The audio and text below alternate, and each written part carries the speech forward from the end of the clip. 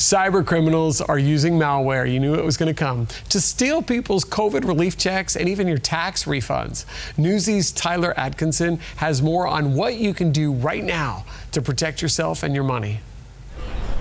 As millions of Americans await their COVID relief checks, cybercriminals are already taking advantage of the situation to scam people out of their stimulus money.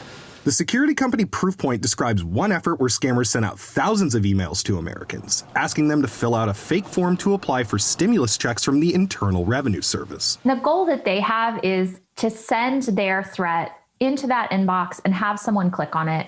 And they'll do that by any means necessary. Typically, the best way to do that is some kind of social engineering. It'll say something like, oh, in order to see your stimulus check and how to get it, click here, enable these macros, and then a piece of malware will typically infect the machine. When users open that form, it launches a malicious software called Dridex, which can steal personal banking information and login credentials. I think there's also going to be investment scams where they're going to target that actual stimulus check, because one of the challenges adversaries had with COVID is with people out of work. But if you now know everyone's going to get a certain amount deposited, that's going to be something that they can easily go after. Scammers are also using the ongoing pandemic to try to steal from businesses. We see executives often targeted with things like BEC and email fraud, saying, could you please make a change to the wire transfer? We've had a bank problem because of the lockdowns, or I'm unable to access our normal payment accounts because of coronavirus,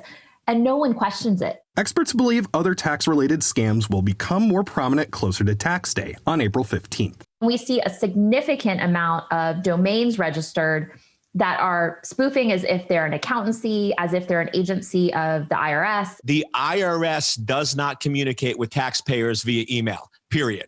They make that a known fact. And here's something else to keep in mind as you're preparing your taxes. Lee County Sheriff's deputies say tax preparers should not be asking you to sign a blank return, promising to complete it at a later date. And anyone who did prepare your tax return should have a preparer tax identification number and include that in the return documents. That's under the law.